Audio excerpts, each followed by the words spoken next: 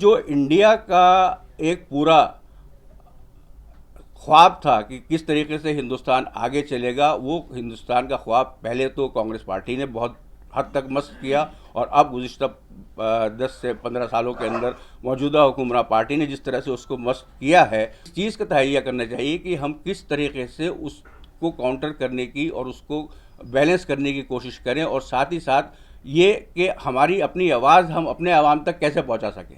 उसने कोई constitutional amendment नहीं किया है, वो सिर्फ और सिर्फ इस बात के ऊपर काम कर रहे हैं कि किस तरीके से पूरा कॉन्स्टिट्यूशन चेंज किया जाए। उसके लिए जिस वक्त उनको ताकत मिलेगी और जिस वक्त वो उनके लिए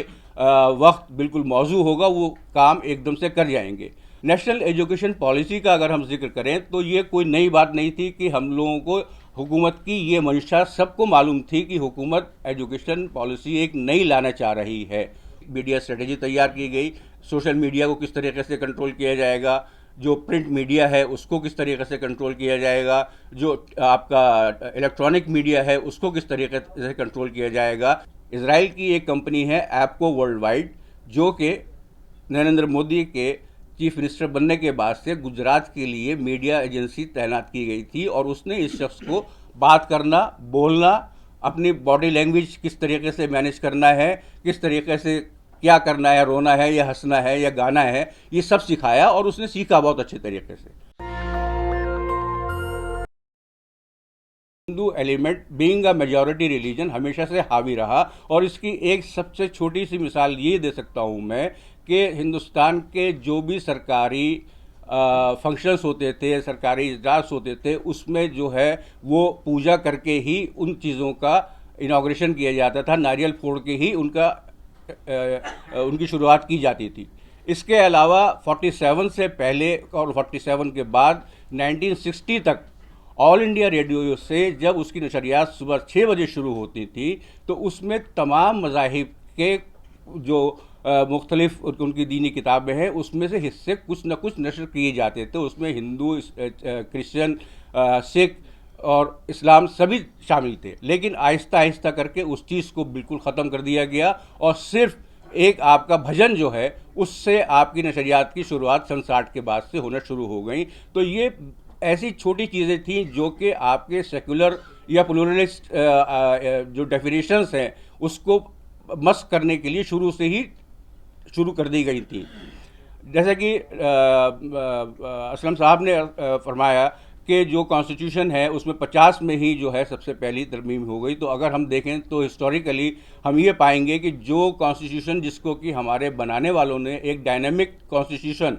जिसके पीछे आइडिया ऑफ इंडिया, जो कि पहले भी बताया गया कि भाई pluralist socialist democratic Republic of India बनाया जाए, उसको डायनामिक रहने के बजाय उसको स्टैटिक कर दिया गया, और उसमें अपनी जो चीज़ें हैं उनको शामिल करने के लिए, अपनी सोच, अपने फ़िक्र शामिल करने के लिए उसमें जितने अमेंडमेंट किए गए, वो 47 के बाद से जो 2009 तक जो सरकार हुकूमत में रही, उसी ने सबसे ज़्यादा अमेंडमेंट किए, और उसी ने वो ऐसे कवानीन बनाए जो कि मुल्क की जो अक़लियतें हैं उनके ख़िलाफ़ हैं। चाहे मीसा से उसकी शुरुआत हुई, मीसा से, पोटा से, UAPA से, ये सारे कवानीन जो है वो उसी ज़माने में बने जब कांग्रेस हुकूमत यहाँ पे ज़ेर इक़्तिदार थी। तो अगर ये कहा जाए कि जब मोदी साहब ये कहते हैं कि हमने तो कोई नया कानून अक़लियतों के ख़िलाफ़ नहीं बनाया, तो बिल्कुल वजह है वो इस बात के अंदर इस कहने में, क्योंकि ये सारे कानून कांग्रेस हुकूमत ने ही हमारे उसमें बनाए। लेकिन हम लोग उस वक्त एक ख्वाब गफलत में थे कि हमारे 5 लोग जो हैं वो कैबिनेट में बैठे हैं, तो मुसलमानों की नुमाइंदगी हो रही है। हम लोग बस इसी से खुश होते थे, बजाय इसके ये पूछने के कि हुकूमत मुसलमानों की एजुकेशन के लिए, उनके सोशल डेवलपमेंट के लिए, उनके इकोनॉमिक प्रोग्रेस के लिए क्या कर रही है। अगर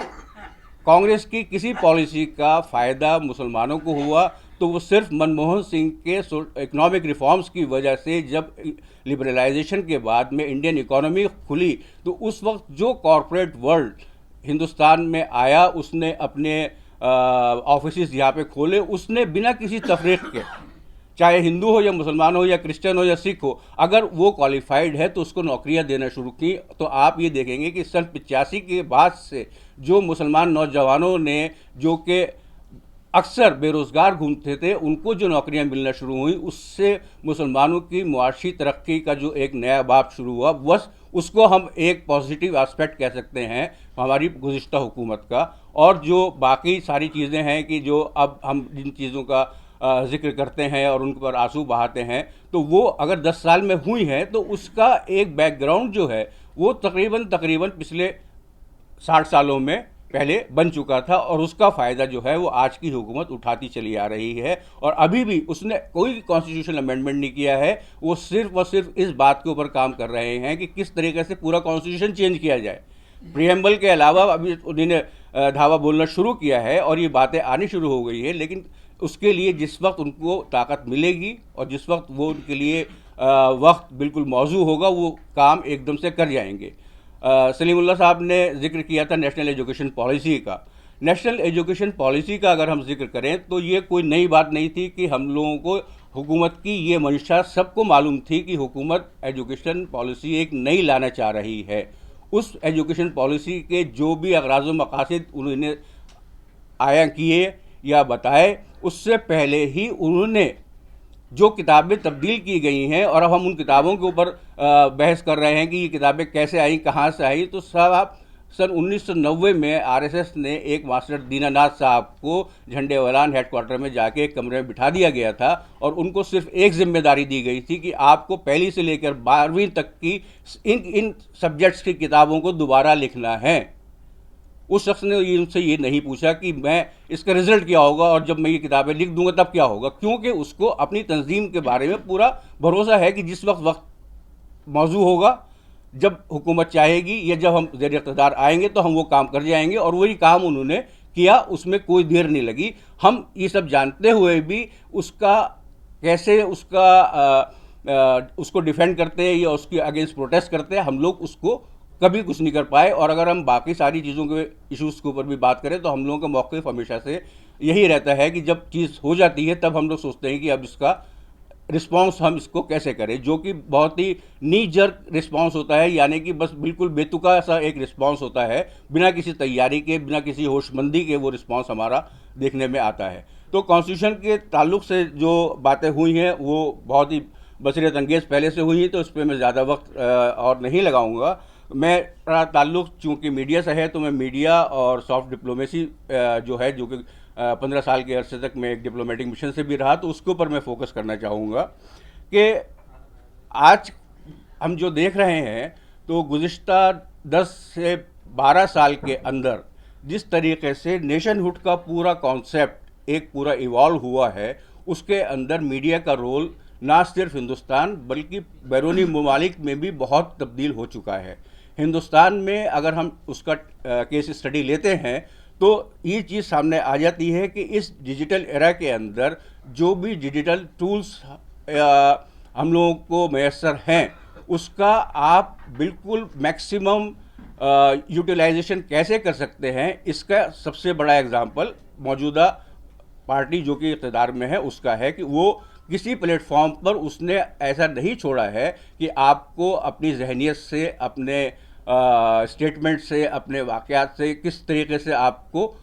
खाली जाने दे। उसके लिए बाकायदा एक स्ट्रेटजी तैयार की गई, मीडिया स्ट्रेटजी तैयार की गई। सोशल मीडिया को किस तरीके से कंट्रोल किया जाएगा, जो प्रिंट मीडिया है उसको किस तरीके से कंट्रोल किया जाएगा, जो आपका इलेक्ट्रॉनिक मीडिया है उसको किस तरीके से कंट्रोल किया जाएगा। इलेक्ट्रॉनिक और प्रिंट मीडिया का जहाँ तक ताल्लुक़ है तो वो जो है उसका एक रास्ता ये है कि इन दोनों चीज़ों के लिए अपने आप को बिज़नेस में रखने के लिए सबसे ज़्यादा ज़रूरी चीज़ होती है एडवर्टीज़मेंट। तो उनके एडवर्टीज़मेंट के ऊपर नकेल कसो और उनको दूसरी तरीके से आप फंडिंग प्रोवाइड कराइए, तो वो आपको आपके सुर में बात करना शुरू कर देंगे। और पिछले 10 साल में हमने यही देखा है कि एक एक करके सिर्फ 2 कॉरपोरेट हाउसेस के पास इस वक्त हिंदुस्तान के सारे इलेक्ट्रॉनिक चैनल्स की मालिकाना हुकूक जा चुके हैं, और जो भी ख़बरें नश्र हो रही हैं वो किस तरीके से मॉडिफाई की जाती हैं, किस तरीके से अपने पार्टी के नज़रियात या किस तरीके से किसी ख़ास वाक़े को किसी दूसरे एंगल से देखकर या उसका दूसरा रुख दिखाकर आप अपने आप को सिंपैथी और अपने आप को बिल्कुल मजलूम साबित करने की कोशिश करते हैं। इसके अलावा जहाँ तक सोशल मीडिया का ताल्लुक़ है, तो सोशल मीडिया एक ऐसा टूल है जो कि बिल्कुल ज़्यादा उसमें कोई खर्चा नहीं है, उसके लिए सिर्फ एक स्ट्रेटजी चाहिए। और इस चीज़ को मौजूदा पार्टी ने बहुत अच्छे तरीके से समझा, क्योंकि मौजूदा पार्टी के जो सरबराह हैं उनको जो चीज़ें बताने वाले, सिखाने वाले हैं, वो हम और आप नहीं हैं। वो ऐसी एजेंसीज हैं जो कि पूरी दुनिया में तकरीबन इस वक्त 113 गवर्नमेंट्स को कंसल्टेंसी प्रोवाइड करती है। इजराइल की एक कंपनी है एप्को वर्ल्ड वाइड, जो कि नरेंद्र मोदी के चीफ मिनिस्टर बनने के बाद से गुजरात के लिए मीडिया एजेंसी तैनात की गई थी, और उसने इस शख्स को बात करना, बोलना, अपनी बॉडी लैंग्वेज किस तरीके से मैनेज करना है, किस तरीके से क्या करना है, रोना है या हंसना है या गाना है, ये सब सिखाया, और उसने सीखा बहुत अच्छे तरीके से। और उसी एजेंसी ने ये बताया कि आप सिर्फ थोड़े से सरमाए के साथ में किस तरीके से सोशल मीडिया के ज़रिए लोगों के जहन को काबू कर सकते हैं। क्योंकि मोबाइल टेक्नोलॉजी जो आई, वो कोई एक ऐसा आला नहीं था कि वो एक हम साइंटिफिक प्रोग्रेस के तौर पर लें। वो अगर हम पूरी दुनिया का जो एक मुहासबा करें पिछले 40 साल में, तो वो एक चीज़ हमारे पास पहले से मौजूद थी, लेकिन उसका एक पूरा प्लान था कि उसको किस वक्त इंट्रोड्यूस करना है, और उस प्लान के अंदर भी आपको उसका आदी कैसे बनाया जाए। पहले जब 1998 में मोबाइल फ़ोन आया, तो उसकी शरह 18 रुपये और 20 रुपये आउटगोइंग और इनकमिंग कॉल की होती थी। लोग आज फ्री में आपको मिल रहा है, और उसमें पहले आपको आहिस्ता आहिस्ता आदी बनाया गया कि जो पहले के हैंडसेट थे उसके अंदर वो चीज़ें नहीं थी। फिर बाद के जो स्मार्टफोन्स आने शुरू हुए, उसमें आपका आधा लैपटॉप या आधा कंप्यूटर उसमें समा गया, और उसके बाद आप पर जब एक जहनी तौर पर आपको उसका ग़ुलाम बना दिया गया, तो उसमें से आपकी बैटरी निकाल ली गई कि अब आपके पास ये हक़ नहीं है कि आप अपना फ़ोन जब जी चाहें स्विच ऑफ कर सकें। तो आप एक तरीके से उनके सर्वेलेंस में भी हैं, और जिस तरीके से वो चाहें वो अपने पैगामात आप तक पहुंचा सकते हैं। और इसके लिए हुक्मरान जमात ने अपना पूरा एक वॉर रूम बना रखा है, जिसमें कि लोग सिर्फ इस काम पर लगे हैं कि किस तरीके से हमने किस मौजू को हाईलाइट करना है, जो कि पार्टी हाई कमांड से उनको पहले से अहकामात जारी हो जाते हैं कि पार्टी हाई कमांड क्या चाहती है और किस वाक़े को किस तरीके से पेश करना है। उसका पूरा एक नैरेटिव बना लिया जाता है, और उस नैरेटिव को जितने भी मीडिया प्लेटफॉर्म्स हैं, चाहे वो व्हाट्सएप हो, चाहे फेसबुक हो, चाहे ट्विटर हो या यूट्यूब हो, उनके ज़रिए वो चीज़ें आप तक पहुँचाई जाती हैं। और वो अपने जो उनके हामी हैं उसमें ख़ास तौर पर ऐसे तबके तक पहुंचाई जाती हैं कि जो तबका सिर्फ और सिर्फ एक मेंटल जो मैसेजिंग होती है और मेंटल आपका पूरा उसके ऊपर काबू किस तरह से पाया जा सकता है, उसको वो अपने तरफ करने में बहुत अच्छे से कामयाब रहे हैं। क्योंकि आप अगर ऐसे एलिमेंट्स को अपने साथ रखेंगे जो कि किसी भी प्रोडक्टिव काम के अंदर नहीं लगे हुए हैं, उनके पास कोई आमदनी का ज़रिया नहीं है, ना उनके पास अपना वक्त बिताने का ज़रिया है, लेकिन अगर आप उनको अपने साथ मिला लेते हैं और कुछ थोड़ा बहुत उनको पैसा देकर अपने मकसद के काम कराते हैं, तो वो आपके साथ हमेशा खड़े रहेंगे। और ये चीज़ हमें आज से नहीं हमेशा से देखने में आई। जब भी हिंदुस्तान में फसादात होते हैं तो कौन से एलिमेंट्स काम करते हैं और कौन से एलिमेंट्स आते हैं बाहर से, जो कि उस जगह का, उस शहर का या उस गांव की फ़िज़ा जो है वो ख़राब करते हैं, और ये सारी चीज़ें होती हैं। तो वही चीज़ें अब वो इन्हें पलट कर, बजाय इसके कि वो तशद्दुद का रास्ता इख्तियार करें, वो अब आपके ऊपर जहनी तौर के ऊपर जहनी आपको इंस्लेवमेंट करके जहनी तौर पर आप पर काबू पा के वो चीज़ें ला रहे हैं। और इसी तरीके से वो आपका दिमाग और दिल बदलने में जो है वो बहुत हद तक कामयाब रहे हैं। इसमें एक बात ये भी है कि इसमें हम ये नहीं कह सकते कि जो सोशल मीडिया से जो लोग असर ले रहे हैं या जिन लोगों को सोशल मीडिया के ज़रिए अपने तरफ राग़िब करने का जो प्लान है, वो सिर्फ़ और सिर्फ जो वीकर सेक्शंस हैं या अनपढ़ सेक्शंस हैं उन तक रखा जाए, बल्कि ये इस सतह तक पहुंच चुका है कि जो हमारे आला से आला तालीम याफ्ता तबका जो है उसकी अक्सरियत भी बहुत हद तक वो इन पैगामात के ज़ेरे असर उसकी ग़ुलामी तक की हद तक पहुंच चुकी है, और वो उसकी हर बात को सच मानती है। क्योंकि जिस तरीके से वो पैगाम दी जाते हैं बार बार जिसे चाहे कोई भी प्लेटफॉर्म यूज़ किया जाए, चाहे व्हाट्सएप, जैसे कि व्हाट्सएप को आप सब जानते हैं कि अब व्हाट्सएप यूनिवर्सिटी का नाम दे दिया गया है, क्योंकि उस पर जो ज्ञान हम लोगों को मिलता है या जो ज्ञान बांटा जाता है वो ना कभी किसी स्कूल ना किसी कॉलेज में हम लोगों को नहीं मिला, लेकिन वहाँ से ऐसी ऐसी चीज़ें हमारे सामने आती हैं जो कि पुरानी तारीख को लेकर पुराने हिस्ट्री को लेकर और बाकी सारी चीज़ों को लेकर बिल्कुल एक नए सिरे से आपको रूशरास कराती हैं और आपके ऊपर ये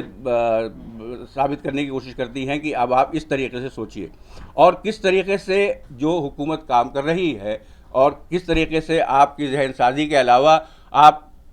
इंटेलेक्चुअल तबके को अपनी तरफ कर रहे हैं। उसके लिए मैं सिर्फ एक मिसाल यहाँ पे दूंगा कि अभी हमारे एक स्कॉटिश हिस्टोरियन और राइटर हैं विलियम डालरैम्पल, बड़े मशहूर, और उन्होंने मुग़लों के ऊपर और मिडीवल इंडियन हिस्ट्री के ऊपर काफ़ी किताबें लिखी है। उनकी जो ताज़ा तसनीफ़ है the Silk Road ancient India's contribution to world progress, अगर आप वो किताब पढ़ें तो आप अपना सर पीट लेंगे कि ये एक पढ़ा लिखा आदमी कैसी बातें कर रहा है, कहाँ से इसने बेतुकी चीज़ें जो हैं इसमें एक जगह से दूसरी जगह जोड़ी हैं, लेकिन वो काम करवाने वालों को पता है कि हमें इससे क्या हासिल होगा और जो काम कर रहा है वो किस वजह से काम कर रहा है वो भी लोगों को पता जाहिर है कि विलियम डालरैम्पल जो है तकरीबन 30 साल के अरसे से हिंदुस्तान में रह रहे हैं। अगर उनको आगे भी रहना है तो फिर उनको हुकूमत वक्त की बात माननी पड़ेगी, उसके लिए कुछ काम करना पड़ेगा, तभी उनका वीज़ा जो है आगे बढ़ सकता है। तो इस तरीके से ये सारी चीज़ें जो हैं ये आपके जो सोशल पर्सपेक्टिव्स हैं, जो आपके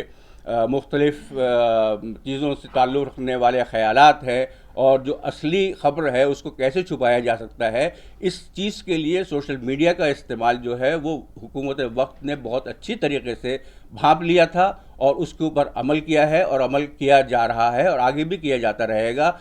मायूसी सिर्फ इस बात की है कि हमारे जो दूसरी तंजीमें हैं, चाहे वो पॉलिटिकल हों चाहे सोशल हों, वो उस चीज़ को काउंटर करने में बिल्कुल नाकाफ़ी रही हैं या नाअहल रही हैं, मैं ये कह सकता हूँ, क्योंकि आपको जिस तरीके से वो काम कर रहे हैं उसी तरीके से उसका काउंटर करना है। अभी क्या हो रहा है कि हमारा एक ग्रुप कोई हम ख्याल लोगों का बनता है, वो उस चीज़ को काउंटर करने की कोशिश करता है, लेकिन उसकी जो आवाज़ है या उसकी आवाज़ का जो एम्प्लीफिकेशन है वो उतना नहीं है जितना कि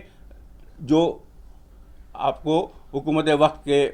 मुख्तलिफ चैनल से मिल रहा है, क्योंकि वहाँ पर आंख बंद करके सिर्फ और सिर्फ सुना जा रहा है और देखा जा रहा है कि किस तरीके से आप जो है इस चीज़ का इस्तेमाल करें। आखिर में जो आपके सॉफ्ट डिप्लोमेसी का जो सब थीम है इस सिंपोजियम का, उसकी बात करी जाए तो सॉफ्ट डिप्लोमेसी एक ऐसा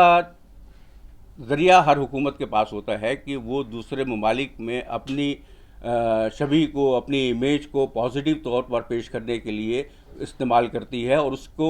आमतौर पर आउटरीच भी कहा जाता है, ये पब्लिक डिप्लोमेसी एक्टिविटीज़ भी कहा जाता है कि वो एक्टिविटीज़, डिप्लोमेटिक एक्टिविटीज़ जो कि वो किसी दूसरे मुल्क में जाकर वहाँ के डिप्लोमेट्स पब्लिक एरिना के अंदर करते हैं, तो इसलिए उससे पब्लिक डिप्लोमेसी का नाम दिया जाता है। तो हमारी हुकूमत ने इस चीज़ को भी अपने जो सोशल मीडिया का उसका कैंपेन है उस चीज़ को भी इससे मुस्तस्ना नहीं रखा है और उस चीज़ को भी सिर्फ अपने लिए और अपने लिए के अलावा सिर्फ शख्स वाहिद के लिए इस्तेमाल किया गया है। आप चाहे देख लें कि अगर कुवैत से या किसी दूसरे मुल्क से जहाँ पर के हालात ख़राब हैं, अगर हिंदुस्तानियों को वापस इवैक्यूएशन करके वापस लाया जा रहा है तो उसको पूरा एक ऑपरेशन का नाम दे दिया जाता है और उसमें सिर्फ एक ही शख्स या ज़्यादा से ज़्यादा दो शख्स, क्योंकि उसमें एक्सटर्नल अफेयर्स मिनिस्टर भी शामिल हो जाते हैं, उनका भी नाम आता है। क्या इससे पहले हम हिंदुस्तान ने ऐसे नहीं किया?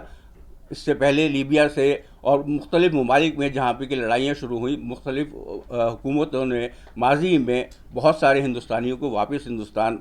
वापस लाए, उनको खैर के साथ में, लेकिन क्या कभी उन्होंने उसकी तशहीर की? नहीं, इसकी तशहीर कभी नहीं की गई। लेकिन अब आज का ज़माना ये है कि जो भी छोटी से छोटी बात हो उसकी तशहीर की जाए और उसके लिए सोशल मीडिया का इस्तेमाल किया जाए। इसी तरीके से जिस तरह से योगा को पूरा एक कॉन्सेप्ट बनाकर और उसको एक ऐसा चीज़, एक ऐसा अमल बना दिया गया कि साहब इसके बगैर आप जो हैं वो अच्छी ज़िंदगी गुजार नहीं सकते, और मैं भी योगा करता हूँ और मैं भी, तभी मेरा 56 इंच का सीना है, सारा सब कुछ है, तो आप भी करिए तो आपको भी इसका फ़ायदा पहुँचेगा। तो ये सारी चीज़ें जो हैं, ये सॉफ्ट डिप्लोमेसी को भी, जो कि अमूमन बहुत सारी हुकूमतें जो हैं वो अंडर द राडार रखती हैं, क्योंकि उनको इस चीज़ का ख्याल रखना पड़ता है कि जिस मुल्क में वो काम कर रहे हैं उस मुल्क से उनके ताल्लुकात को ख़राब ना होने दिया जाए, या वो ऐसा कोई काम ना करें, या ऐसा कोई प्रोजेक्ट या ऐसा कोई कैंपेन ना करें कि वो उस मुल्क में हुकूमत को नागवार गुजरे। 15 साल मैंने हाई कमीशन के साथ, ब्रिटिश हाई कमीशन के साथ काम किया, तो हमारे मुख्तलिफ प्रोजेक्ट्स पूरे हिंदुस्तान में चलते थे, लेकिन इस बात का ख्याल रखा जाता था कि आप कोई ऐसा प्रोजेक्ट नहीं लाएंगे जो कि हुकूमत के ख़िलाफ़ हो, या हुकूमत की जो पॉलिसीज़ हैं उसके ख़िलाफ़ हो, या अगर ना भी हो तो हुकूमत आपसे वो सवाल करे, क्योंकि हर मुल्क ये चाहता है कि सॉफ्ट डिप्लोमेसी के ज़रिए वो आवाम से डायरेक्ट राब्ता कायम करे, ना कि हुकूमतों से। हुकूमतों के साथ तो उसका डिप्लोमेटिक लेवल के ऊपर राब्ता पहले से ही मौजूद है, वो सिर्फ आवाम से अपना राब्ता कायम करना चाहता है। और आवाम से राब्ता कायम करने के लिए आज के जो दुनिया है उसमें सबसे बड़ी चीज़ है कि तालीम, कि हर मुल्क अपने लिए अपने तालीमी इदारों को आगे बढ़ा रहा है कि आप हिंदुस्तान से जो आपके नई नस्ल के बच्चे हैं वो वहाँ जाके तालीम हासिल करें। उसको पता है कि जिस तरीके के आप हमारे यहाँ के बच्चे निकल रहे हैं, तो वो जो इमर्जिंग टेक्नोलॉजी के जो शोबे हैं उसके अंदर उनके क्या अब तक कंट्रीब्यूशन रही हैं, या अगर वो जब उस मुल्क में जाके तालीम हासिल करेंगे तो उसमें से कम 5% तो उस मुल्क के अंदर काम करेंगे, तो उस मुल्क को उससे फ़ायदा होगा। उसके अलावा पब्लिक डिप्लोमेसी के ज़रिए उनके कल्चर, एक सबसे बड़ी चीज़ जो है दूसरे के जहन को काबू करने के लिए जो इस्तेमाल किया जाता है कि अपने मुल्क के कल्चर को आप उस फ़रोग़ दें उन डिप्लोमेसी एक्टिविटीज़ के ज़रिए, या आप कुछ ऐसी एक्टिविटीज़ करें जो कि उस मुल्क के मार्जिनलाइज सेक्शंस जो हैं उन पे फोकस करें। और जो काम की हुकूमत भी कर रही है और कोई दूसरा मुल्क भी कर रहा है, तो उसमें क्लैश किसी भी ऐसे प्रोग्राम पर ना हो कि उस मुल्क के ऊपर तंबी की जाए, या मिनिस्ट्री ऑफ एक्सटर्नल अफेयर्स जो है वो उस मुल्क को कोई नोटिस भेजे कि भाई आप ऐसा काम क्यों कर रहे हैं। तो जो मौजूदा हमारा मीडिया का सिनेरियो है उसमें इस वक्त प्रिंट और इलेक्ट्रॉनिक मीडिया के बारे में कुछ कहने सुनने से कुछ फ़ायदा नहीं है, ना कोई उसकी गुंजाइश ज़्यादा मौजूद है, क्योंकि वो जिस हद तक तबाह किया जा सकता था वो पूरे तरीके से किए जा चुका है। अब बमुश्किल तमाम 1% मीडिया ऐसा बचा है जिसे हम फ्री मीडिया कहते हैं, लेकिन उससे वो मीडिया हमारे मुल्क के 99% लोग नहीं देख रहे हैं, ना उन तक उसकी रसाई है, क्योंकि उनको उन पोर्टल्स के बारे में, उन चैनल्स के बारे में मालूम ही नहीं है। जो चीज़ें आपको बड़े बड़े प्लेटफॉर्म्स के ज़रिए पहुंचाई जा रही हैं वो ही उस तक ही उनकी दस्तरस है। इसके अलावा जो सोशल मीडिया का इस्तेमाल अपने मुल्क की और शख्स वाहिद की इमेज को बढ़ाने के लिए किया जा रहा है, वो भी सब आपके सामने है कि ख़ास तौर पर ऐसे फ़ोटोज़ और ऐसी चीज़ें शामिल की जाती हैं जिससे कि सिर्फ़ और सिर्फ एक ही आदमी की शक्ल उसमें नज़र आती रहे, उसके अलावा किसी और की शक्ल नज़र नहीं आए। और उसके अलावा जो मिनिस्ट्रीज़ के जो भी एलानिए हैं, प्रेस नोट्स हैं या प्रेस रिलीज़ हैं, उसमें भी सिर्फ़ और सिर्फ उसकी जो कंट्रीब्यूशन है उसको वाही के तौर के ऊपर पेश किया जाए। कोई भी चीज़ ऐसी ना हो कि वो कंट्रोवर्शियल हो। तो ऐसा ये सारी चीज़ें एक पूरा एक ऐसा इकोसिस्टम मीडिया का बना दिया गया है कि उस नए इकोसिस्टम में उसके अलावा कोई और काम नहीं कर सकता है। तो जो इंडिया का एक पूरा ख्वाब था कि किस तरीके से हिंदुस्तान आगे चलेगा, वो हिंदुस्तान का ख्वाब पहले तो कांग्रेस पार्टी ने बहुत हद तक मस्त किया, और अब गुज़िश्ता 10 से 15 सालों के अंदर मौजूदा हुक्मरान पार्टी ने जिस तरह से उसको मस्त किया है, उससे हमें कोई ज़्यादा खुश आइंद बात सामने नज़र नहीं आती है, बल्कि हमें इस चीज़ का तहैया करना चाहिए कि हम किस तरीके से उसको काउंटर करने की और उसको बैलेंस करने की कोशिश करें, और साथ ही साथ ये कि हमारी अपनी आवाज़ हम अपने आवाम तक कैसे पहुंचा सकें, कि वो जो बात उनको सही तौर पर पहुंचाई जाए, सही तौर पर बताई जाए, सही तौर पर वो उस पर अमल कर सकें, और उसका एम्प्लीफिकेशन हम इंटरनेशनल एरिना के अंदर कैसे कर सकें, ये हमारी जिम्मेदारी बनती है। तभी ये इस मीडिया इकोसिस्टम जो कि आज हमारे हिंदुस्तान में मौजूद है वो उसको ख़त्म किया जा सकता है। और जो हिंदुस्तान के आइन के जो फादर्स थे उनको जो बनाने के पीछे उसका ख्वाब था कि किस तरीके का हिंदुस्तान बने, उस तरीके का हिंदुस्तान तभी बन सकता है जब हम मीडिया का और ख़ास तौर से आज के ज़माने में सोशल मीडिया का इस्तेमाल पॉजिटिव तरीके से करें, उसको पॉजिटिव मैसेजिंग के ज़रिए उसमें क्या हम अपने आवाम तक पहुंचा सकते हैं, अपने नौजवानों तक पहुंचा सकते हैं, चाहे वो तालीम से ताल्लुक़ हो, चाहे वो सोशल वर्क से ताल्लुक़ हो, चाहे वो कम्युनिटी डेवलपमेंट से ताल्लुक़ हो, तभी हम उस ख्वाब को शर्मिंदा ताबीर तक पहुंचा सकते हैं। नेशनल दस्तक की आपसे गुजारिश है कि अगर इसको बचाना चाहते हैं तो नेशनल दस्तक को सब्सक्राइब करने के लिए रेड कलर के सब्सक्राइब बटन को दबाएं, फिर बेल आइकन की घंटी दबाएं। नेशनल दस्तक को बचाने के लिए बहुत जरूरी है कि हर खबर को शेयर करें, लाइक करें, कमेंट जरूर करें।